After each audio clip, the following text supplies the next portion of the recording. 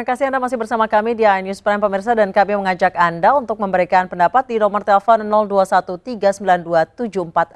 Sekali lagi di 0213927456. Tadi sebelum jeda saya bertanya pada Mas Birgaldo. Mas Birgaldo, tadi Pak Musni Umar mengatakan jika itu tidak adil bagi kelompok Anda. Mungkin ada kelompok lain yang merasa vonis terhadap Basuki Cahayapurnama tersebut mewakili keadilan. Tanggapan Anda? Iya. Saya kira pertanyaan tadi Pak Musni Umar mengatakan negara hukum dan sebagainya. Ditanyakan kenapa tidak menerima hasil keputusan hakim. Ini pertanyaan ini juga sama seperti ditanyakan kepada Nelson Mandela yang diadili 27 tahun yang lalu oleh karena politik identitas. Keputusan hakim, dia dipenjara. Atau kepada Bung Karno, itu juga negara hukum. KUHP kita lahir dari Belanda, oleh karena politik itu. Maka kalau hukum itu dibuat oleh karena politik identitas ataupun oleh karena kekerasan terhadap kekerasan verbal, intimidasi dan sebagainya, ini bukan negara hukum, Pak. Pak Musni Umar bisa saja mengatakan secara teori, secara textbook. Tapi rasa keadilan itu kan dimiliki oleh individu-individu. Karena setiap orang memiliki nurani, melihat, menalar sesuatu. Dia melihat, mencerna dan merasakan. Pak Ahok itu sudah ingin disingkirkan bukan karena proses dia slip of tongue pada saat mengucapkan itu di Kepulauan Seribu. Ketika dia dilantik, itu FPI besar-besaran mendemonya agar dia tidak jadi dilantik. Maka ada gubernur tandingan, Fahrudin namanya. Artinya apa? Memang akarnya Ahok ingin disingkirkan karena dia kafir, karena dia Cina, karena dia berbeda dengan mayoritas. Sehingga tidak layak untuk memimpin sebuah kota DKI. Itu muasalnya. Maka kalau kemarin di Kepulauan Seribu dia slip of tongue, itu menjadi kita sebut amunisi yang besar untuk menyingkirkannya dalam konteks perebutan kekuasaan. Oke lah, Pak Ahok bisa kalah. Kalah. Demokrasi meniscayakan hal itu karena suara terbanyak. Kami tidak menangis Ahok kalah. Tetapi kami menangisi ketika Indonesia yang dibangun oleh kesepakatan para founding fathers berdasarkan kesamaan hukum, kesamaan berpendapat, kesamaan di dalam pemerintahan, ini terjegal oleh karena perbedaan identitas. Sehingga kami merasa kami bukan bagian dari bangsa ini. Itulah yang kami rasakan. Makanya kami menangisi keadaan ini, menangisi Indonesia. Benarkah Ahok disingkirkan karena ada perbedaan identitas? Dan dulu ketika sejak Ahok akan dilantik sebagai gubernur pada saat Pak Jokowi akhirnya naik menjadi presiden, apakah ada upaya dari ulama sendiri untuk menghimbau? Ya, jadi begini ya. Satu hal yang harus kita pahami bahwa ketika beliau calon dengan Pak Jokowi untuk DKI 1 dan 2, itu kan nggak ada masalah. Ya kan? Jadi artinya kita harus adil juga dong melihat. Siapapun di Republik ini, apapun agama etnisnya, silakan untuk bertarung sebagai kepala daerah. Jadi harus siap kalah, siap menang gitu. Itu pertama harus kita pahami. Dan yang kedua adalah, seorang kepala daerah itu adalah pemimpin yang diberi amanah oleh rakyat. Kata-katanya harus, perilakunya harus, semua harus jadi teladan gitu. Nggak ada api, nggak ada asam, nggak ada api, kan gitu ya. Jadi kalau reaksi masyarakat kemudian seperti itu, maka pertanyaan kemudian adalah apa sebenarnya yang terjadi? Jadi kita harus sebagai pemimpin itu harus self correction. Kenapa? Karena jabatan publik, uang rakyat, dibiayai oleh rakyat. Jadi harus hati-hati betul bicara itu. Oke. Kenapa? Karena ini konsekuensi dari bernegara. Ya kan? Konsep bernegara itu ya kita ada kontrak sosial. Kalau dari MUI sendiri, Mas Birgaldo, dikatakan bahwa ini bukan karena perbedaan identitas, bukan karena politik identitas, namun lebih karena perkataan Ahok di Pulau Seribu, bagaimana seharusnya seorang pejabat publik itu menjaga perkataannya seperti itu. Iya, kalau tadi Pak Amir saya mengatakan tidak ada asap, tidak ada api.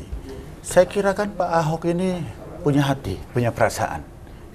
Saya mau bertanya kepada Mbak, ketika Mbak katakanlah wajah jerawatan, saya katakan wajah jerawatan, walaupun faktanya demikian, pasti tentu merasa tidak nyaman, benar tidak? Nah, Pak Ahok ketika dia sebelum dilantik, dia diserang begitu masif. Dia masih menjaga perasaannya. Tapi oke lah, dia slip of tongue pada saat itu, walaupun dia tidak punya niat. Yang pertama kan niat, dia tidak punya niat. Dari 9 saksi kemarin yang hadir, 6 mengatakan itu tidak memiliki niat. Oke, hakim memutuskan. Tapi yang ingin saya sampaikan, memang dari awalnya Ahok ini ingin disingkirkan. Oleh karena identitasnya berbeda. Sehingga FPI dengan banyaknya ribuan itu ingin dia Ahok gagal dilantik. Itu sebuah bukti, itu fakta. Oke, Pak Musni, apakah ada politik identitas yang terjadi di Jakarta saat ini?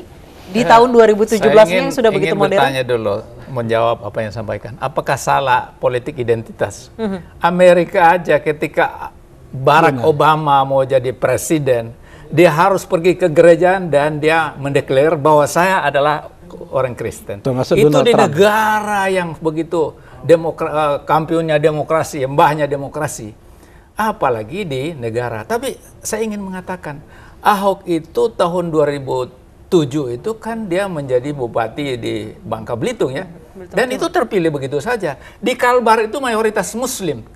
Itu terpilih yang bukan orang Muslim. Di Papua kan memang mayoritas di situ. Kalteng. Jadi Kalteng ya. Iya, Pak, jadi saya ingin mengatakan bahwa tidak ada rumah ibadah dijadikan tempat persinggahan di dalam mengatur siasat untuk menyampaikan kebencian. Itu lain lagi. Untuk menyampaikan hasutan.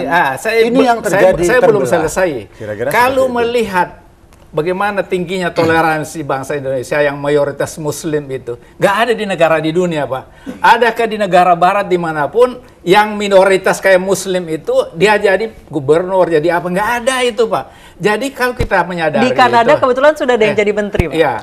Itu menteri diangkat. Wali kota London itu Muslim, Pak. Ya. Oke lah, maksud saya jangan begitu. Kita ukurnya jangan begitu. Bapak sebagai sosiolog, saya kira kalau memandang ukurannya seperti itu sangat sangat naif menurut saya kalau ukurannya seperti itu. Bangsa ini kan dibuat Pak? Negara bangsa, bukan identitas agama, begitu Pak. Iya, tapi kalau kita bicara mayoritas berdasarkan jumlah manusia, Muslim terbesar. Tapi berdasarkan wilayah belum tentu, Pak. Nah, itulah sebabnya Papua yang begitu besar saham mayoritasnya sebagai wilayah, dia bisa mengklaim seperti itu. Iya, oleh karena itulah. Maka ini berbahaya kalau Bapak sebagai sosiolog menyuarakan politik identitas. Tidak salah politik identitas terjadi di mana-mana. Itu bukan sebuah nilai. Itu bukan sebuah nilai, Pak. Itu kesalahan yang harus kita hilangkan. Kalau kita ingin kohesi sebagai bangsa. Agama orang keyakinan agama orang. Tidak bisa kita hilangkan secara sosiologis secara pribadi boleh, Pak. Tetapi kalau dimobilisasi, dikapitalisasi, untuk merebut kekuasaan dengan memanfaatkan rumah-rumah ibadah maupun saya mau bertanya, itu saya mau bertanya, apakah rumah ibadah yang dari agama lain tidak menggunakannya itu? Saya sebagai sosiolog, banyak teman-teman, jauh hari sudah mereka melakukannya itu. Jadi kalau menurut saya, kita kembali saja, bangsa ini kita tahu adalah bangsa yang heterogen, seperti disampaikan tadi itu, coba hal-hal yang sensitif yang bisa mengundang. Kok Ahok pernah menjadi bupati di sana di mayoritas Muslim dan tidak ada masalah, Pak.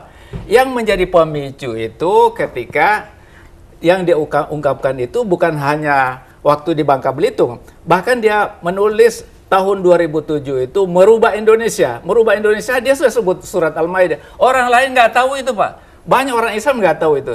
Jadi menurut saya sesuatu yang tidak diketahui orang kemudian diungkapkan terus-menerus, akhirnya menjadi hal seperti yang sekarang ini yang kita tidak kehendaki. Saya itu kenal baik dengan Pak Ahok, dan Pak Ahok kalau dia pidato di umum dia panggil Pak Umar. Jadi saya itu juga ikut sedih dengan keadaan begini.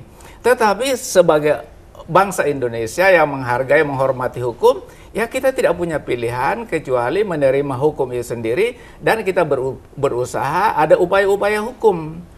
Itulah menurut saya solusi terbaik. Kalau dari MUI sendiri apakah boleh politik masuk ke rumah-rumah ibadah? Begini, jadi ada fakta sosiologis di masyarakat kita sudah berlangsung lama sejak Indonesia merdeka. Saya mau katakan begini, Indonesia yang kaya, yang berbagai potensi agama suku. Kami di Sumatera Utara kebetulan sama dengan beliau asalnya. Itu satu rumah itu berbeda agama, nggak ada masalah. Tapi jangan masuki wilayah-wilayah yang sensitif. Kenapa? Karena agama kita mengajarkan lakum dinukum mulyadin. Itu loh. Itu mau saya katakan. Nah karena Ahok masuki wilayah yang sangat sensitif, dan dia ngaku salah kok. Dia ngaku salah. Dan karena pengakuan salah itu konsekuensi hukum yang harus beliau pikul itu sebagai konsekuensi dari negara hukum untuk menegakkan keadilan seperti kata Pak Sinaga tadi. Beliau memang keliru kok mengungkapkan itu. Jadi janganlah ini ditarik-tarik sedemikian, dipaksa-paksa. Negara kita terbelah ini nggak ada. Ini urusan satu orang kok di Republik ini. Oke, jadi sekarang yang terjadi adalah masing-masing pihak menganggap kasus Basuki Cahayapurnama ini ada intervensi. Satu menganggap ada intervensi dari pemerintah, sementara yang lainnya menganggap ada kekuatan dari masyarakat yang kemudian membuat vonis Ahok menjadi 2 tahun penjara. Kami akan membahasnya usai jeda berikut, tetap di iNews Prime.